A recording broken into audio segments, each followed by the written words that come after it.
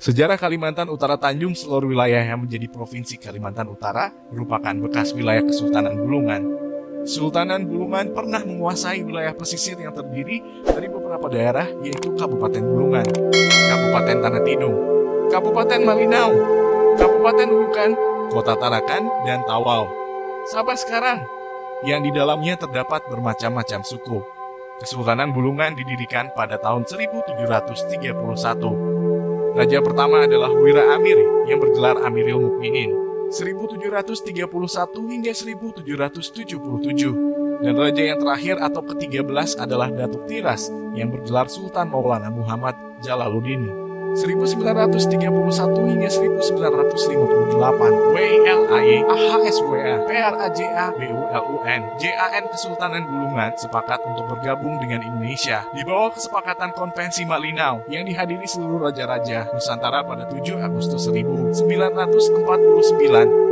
Setelah pengakuan kemerdekaan Indonesia dari Kerajaan Belanda, wilayah Bulungan menerima status sebagai wilayah Swapraja Bulungan atau wilayah otonom di Republik Indonesia pada tahun 1950, yaitu daerah istimewa setingkat kabupaten pada tahun 1955. Sultan terakhir Jalaluddin meninggal pada tahun 1958 atas tuduhan makar dan akan bergabung dengan Malaysia yang sampai sekarang tidak terbukti.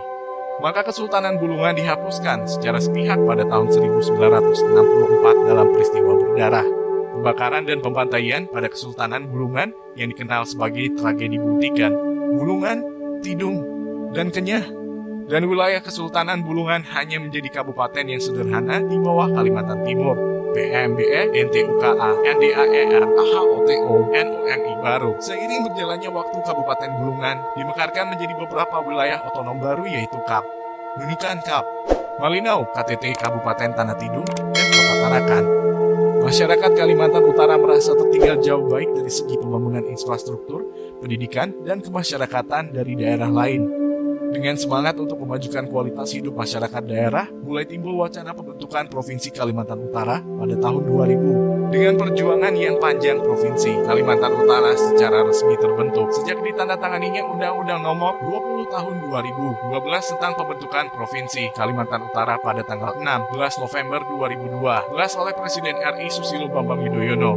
PRES, MIAND, ARAH, UTONO, MI baru RU. Pembentukan Provinsi Kalimantan Utara ini sebelumnya telah disetujui oleh rapat paripurna DPR pada 25 Oktober 2012 untuk disahkan menjadi undang-undang UU.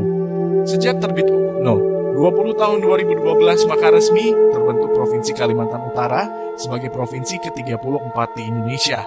Pada tanggal 22 April 2013, pejabat Gubernur Kalimantan Utara yaitu Irianto Lamri dilantik oleh Menteri Dalam Negeri Gamawan Fauzi di Jakarta.